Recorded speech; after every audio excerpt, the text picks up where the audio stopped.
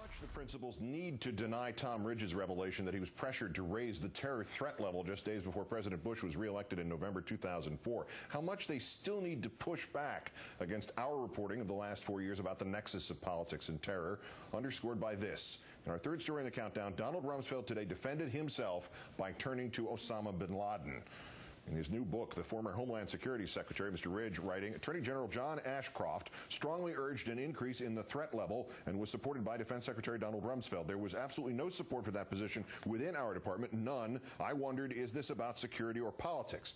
Mr. Ashcroft, speaking through his former spokesman at the Justice Department, saying, didn't happen. Now would be a good time for Mr. Ridge to use his emergency duct tape. But from Mr. Rumsfeld's office, more of an attempt in a statement which reads in part, the storyline advanced by his publisher seemingly to sell copies of the book is nonsense. In his defense, incredibly, Rumsfeld also quotes frequently and at length Osama bin Laden.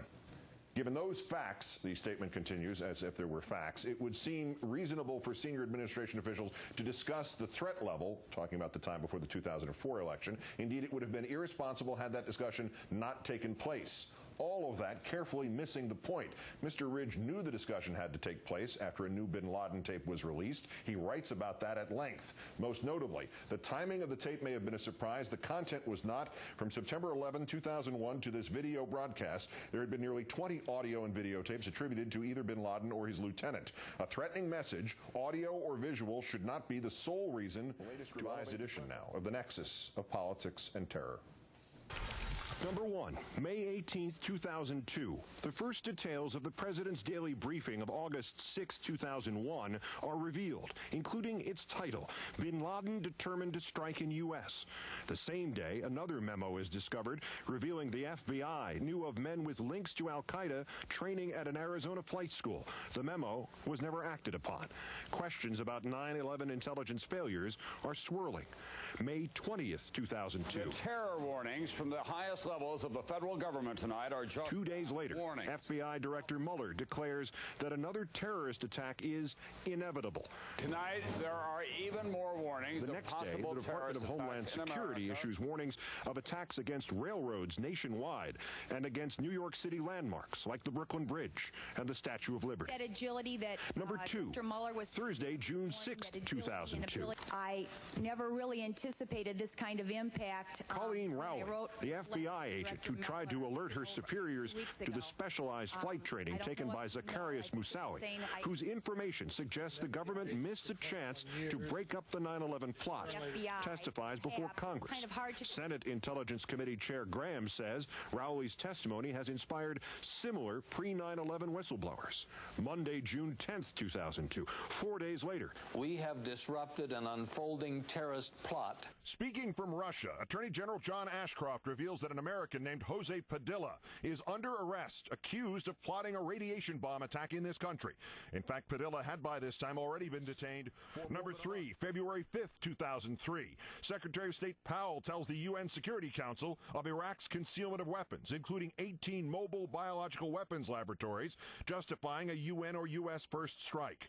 Many in the UN are doubtful. Months later, much of the information proves untrue.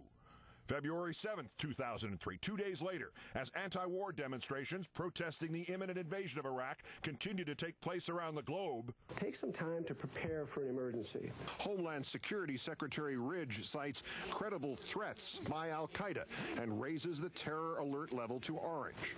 3 days after that, Fire Administrator David Paulison, who would become the acting head of FEMA after the Hurricane Katrina disaster, advises Americans to stock up on plastic sheeting and duct tape to protect themselves against radiological or biological attacks. 21st, 2003, 4 days later, the Sunday before Christmas.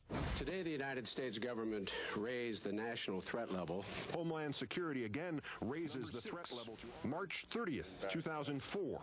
The new chief weapons inspector in Iraq, Charles Dulfer, tells Congress, we have still not found any WMD in that country. And after weeks of having refused to appear before the 9/11 Commission, Condoleezza Rice relents and agrees to testify.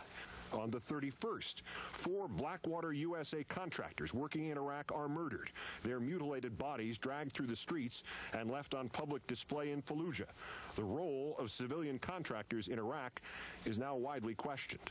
April 2nd, 2004. The FBI has issued a new warning tonight to Homeland Security issues a bulletin warning that terrorists may try to blow up buses and trains using fertilizer and fuel bombs like the one detonated in October 6, 2005, 10 a.m. Eastern Time.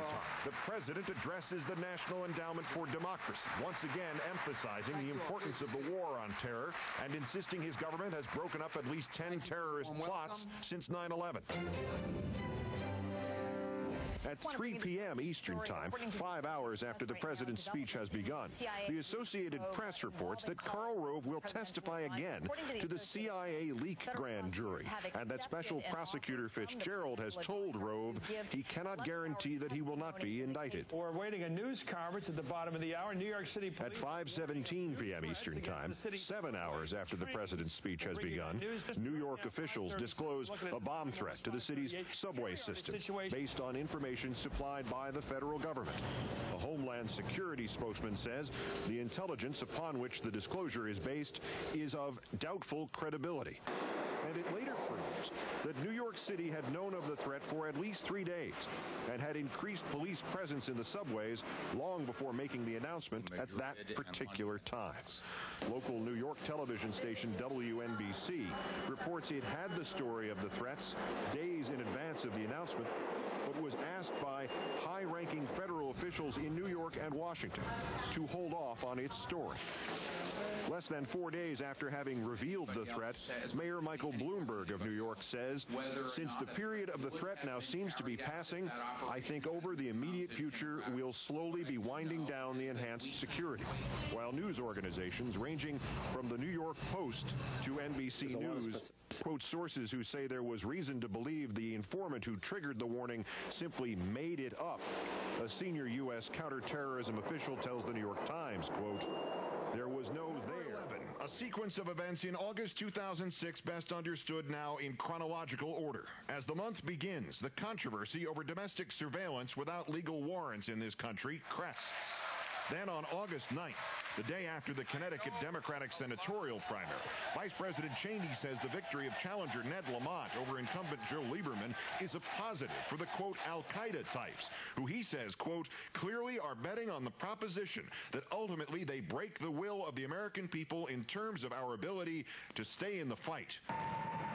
The next day, British authorities arrest 24 suspects in an alleged imminent plot to blow up U.S.-bound aircraft using liquid explosives smuggled on board in sports drink bottles. Domestic air travel is thrown into chaos as carry-on liquids.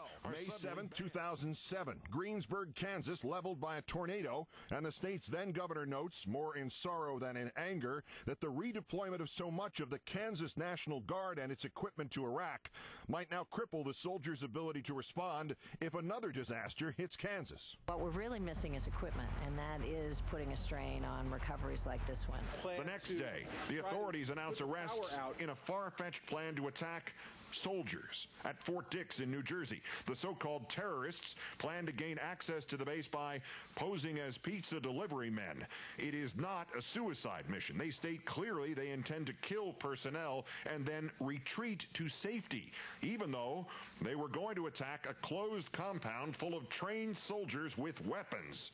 And though the plan is branded sophisticated, its perpetrators are not sophisticated enough to have not handed over the videotape of themselves training with weapons to a Circuit City store in order to be transferred to DVD.